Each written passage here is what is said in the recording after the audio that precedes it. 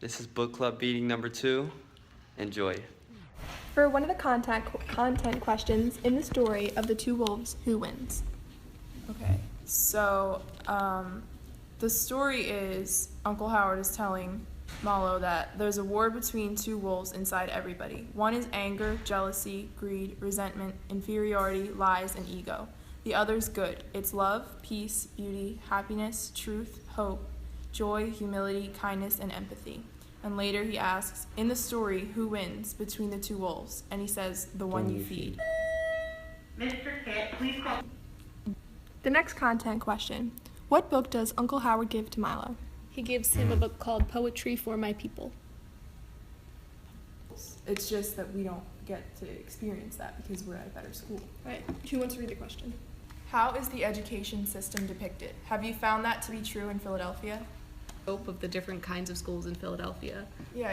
So I think in the book they kind of show the private preppy school with friends, and then they show the like underfunded and more like less safe school, and then they show kind of an in-between with Crayfield, which is like kind of the creative environment. So I do think it shows like the scope of the different types of schools there are in Philadelphia. I think that that's true. Like, it shows all different, like you were saying, like the 3 different types that you could go to.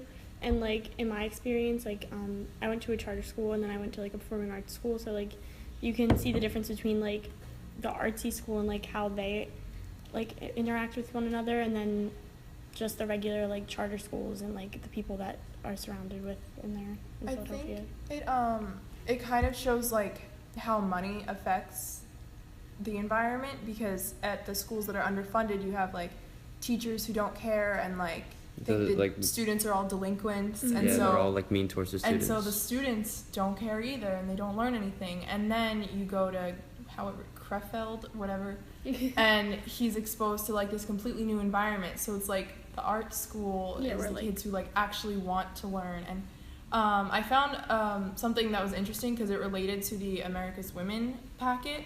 And so Crefeld is where he like finds his passion for writing and learning. And so he says, now I see why reading was illegal for black people during slavery. Reading was illegal because if you limit someone's vocab, you limit their thoughts. They can't even think of freedom because they don't have the language to. And it's like, you're not exposed, if you're not exposed to anything, like you don't know what you're missing out on, you know? Yeah. Exactly. Mm-hmm. I feel like the one part in the story when he's in the principal's office, he was talking about how his principal doesn't actually care about him, and he like mentioned things about his mom, like how how her mental state was and things like that, like things that he shouldn't professionally talk about, and just like to get on his nerves because he was a bad kid. And I feel like that doesn't happen as much. Like none of us were really in that situation, but like I feel like that is like a pretty accurate depiction of schools, not necessarily in Philly, but just like all Schools over. that are underfunded and like struggling, and schools for like I guess neighborhood schools, you could say. Yeah. Like the schools that aren't really paid that much attention to. And they can get away with stuff like that because That's the only They place think, you can like- go to. like the teachers are not like thinking, oh, I want to help these students. It's more of like, oh, I'm above you, and like you guys don't want to do anything. You're just here because you have to be. And they don't want to do anything because they're never told like you can do this. They're surrounded by people who are like, you can't do it, you're a delinquent, you're scum, like and so they believe it, and now they don't care, like they're just gonna keep doing what they're doing in those schools. Yeah, then they come to Crefeld and the entire learning environment is very different. And then you Yeah. actually have the teacher who like took the comment from Buck when he like said F school when he wrote F school on the Laughed at paper. it. So I thought Yeah. he's like, okay, keep going. Because it's freedom And then of like it was in that expression. learning environment where he like started to write his book that we're reading. Yeah, that he I just think read. he felt welcome and safe there, which he didn't get at the other schools. Like Yeah. in the Friends school, the principal was like picking on him all the time, and in the other like neighborhood-ish school, he was like not paid attention to. They wouldn't even notice if he left. Whereas Crefeld, he was like in a place where he got to practice writing and discover himself, and they were like fueling that and accepting it. Like I don't think that the book talked too much about like the middle ground of schools, because he kind of just like went to all these really bad schools. Like you guys were saying in the beginning, like there's like the 3 main schools, and I think that there are, but like I don't really think the book focused on like that middle section of schools, because he just went to all these schools where no one thought that he would ever get anywhere and no one really cared about him, and then all of a sudden like he finally gets to Crefeld where like he's able to just be the person that he knows he can be. What similarities are there between the people who are dealing with mental illness? Okay, so we were trying to figure out who all of the people are with the mental illness. So it's Malo's mother, his sister, and his uncle. So it's all in the family. It's not like friends or anything. So there's some sort of like gene-related thing there.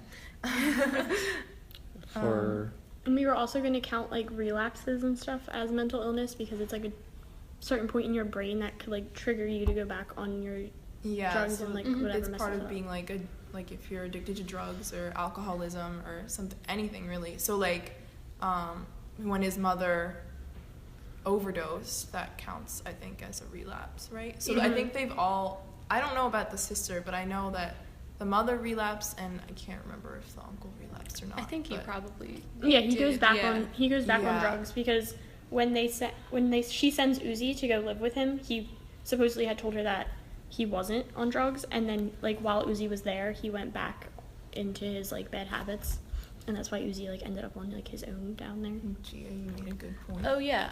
So his sister and his mother, Malo's, they both, even though they have mental illness, they have something they're passionate about. Like his mother loves dance, and his sister really likes doing ancestry and like genealogy. And so they both have something that they focus on and that makes them happy despite their mental illness. And I thought that was like an interesting thing that they each found something Which outside is of interesting that. to me because doesn't the sister like she's like constantly doing the- Yeah, she's like always doing but it. with the mother she lost it for a while. Yeah. So that's like a big part of depression. Like you could love something, but if your depression is that bad, and I guess it's the same for bipolar depression, then it's like I don't know, you just have You don't no even care motivation about to do doing any it of it. anymore. And so it's really hard to get back on track with your life. Yeah, Yeah. and both the sister and the mom were both like sent away to like get help because they were kind of like, they weren't like helping, they were like bringing the family down in a way because they couldn't help themselves, like especially his mom. And then after his dad left and stuff, it was just him and his mom because then his brother went to prison. So it's like she couldn't help him, so then she had to go away, and like the sister went away too, and then they would like send letters and stuff back and forth. Yeah. yeah, And he they're kept kind in of touch like- with everyone. Right? And they were kind of like opposites, like his sister and his mother, because the mother is kind of like very like slow motion, like the way her life moves, like with her depression. But his sister seems like in the letter she wrote, like very like hyperactive and like always thinking about different things and like I'm related to this person and this thing and this thing. And his mom is just like kind of What is her there. mental illness? The sister. Yeah. I don't know. I don't know if they name it. I think like certain like I think it was cool that Gia like made that point because like certain like I know like kids with autism or something, they have like one thing that they like Yeah, I was thinking Yeah. that they do, and like They're very artistic. yeah, like they have like yeah, they could be like They, like, artistic or like excel extremely in one in specific one thing. specific like field. Yeah. Yeah. Are we- Yeah, I guess Okay. okay. Here, wait. I just found the part about the sister. Oh my gosh, it was an answer. The superintendent of the Philadelphia Public School System has asked every principal in the city to read Buck. What do you hope they will learn from this memoir? Well, one thing I feel like they'll learn from this book is that no matter how hard or how bad you endure something in your life, if it's constant, if it's on and off, you can always make a comeback. And I feel like one good example is actually Malo, how he went through all this, selling drugs, getting involved with so much crime, and then he comes back and writes this really good book that gives his memoir. You know, it tells people, it gives people hope. They can like actually do something with their life no matter how bad they've gone through something. Yeah, so like if we're giving this book to every school in the school district, even the ones that are underfunded and the ones who like are being told they can't do anything, they'll read this and be like, there's more out there for me. Like this isn't all that I am, you know? Is it going to the students or the students. It's the students. Okay. Yeah. I didn't know if it was like the. Well, I mean, like, I guess they would probably like read it, go over it in class and stuff. So I Yeah. feel like the students who are in like the less privileged schools and areas and stuff will learn about like they won't be brought down by all the things that people say that they can't do. They'll realize that they have more potential than what people tell them. And for like the staff and stuff to realize, like, see the problems that the staff made in the book about tearing kids down and like not really caring about them and stuff, and just like seeing that that really has an effect on kids, especially like at an adolescent age. So to like bring kids up more and really understand like what's going on at home, because they just kind of think of like when you're in school, you should be in school. Your entire mindset should be like what you're doing in school, and like when you go home, it should be all about homework. But like you have like this whole other life outside of school that teachers don't really like get a lot of the times. So I feel like it would really help teachers to understand like the mindset of a kid growing up in Philly. Yeah, it'll Yeah. like bring them into consideration. Like they could take, like maybe a student in their class like that they just think, oh, they just don't do anything because they don't want to. Like they could take into consideration like what they have going on at home, and like they don't have like teachers like always just like, I guess they assume like, oh, I was in high school before and like I know what it's like. So, but like you don't, not everybody has the same life, and like you don't know exactly. Yeah. Like not everyone like lives with their parents. Not everyone has a family like that supports Yeah. them and really like cares about them and stuff. Yeah. And I think especially the book, like for the students, if it pertains to their particular situation, it's relatable. So like they feel more connected with this person and like connected with what happened, and they're like, I don't know, more likely to get something out of it. I think like more likely to learn something from it. Yeah, and I think if this doesn't apply directly to a student situation, like if they don't necessarily like identify with it, it could be very eye-opening for them to realize that not everyone has the privileges that you have, and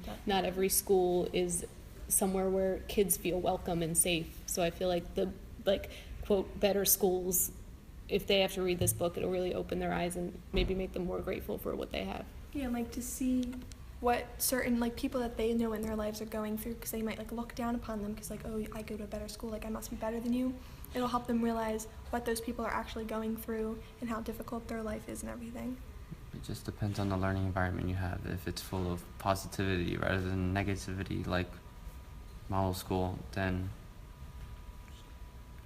it's just very influential and influencing on the kid's life and how they pursue their careers and how they succeed in life. This is book club number 2 with Giovanna Genovese. Jenna Diaz. Isabella Plata. Brandon Delval. And Lucia Furia And signing we're out. watching Disney Channel. Thank you very much. Bye-bye.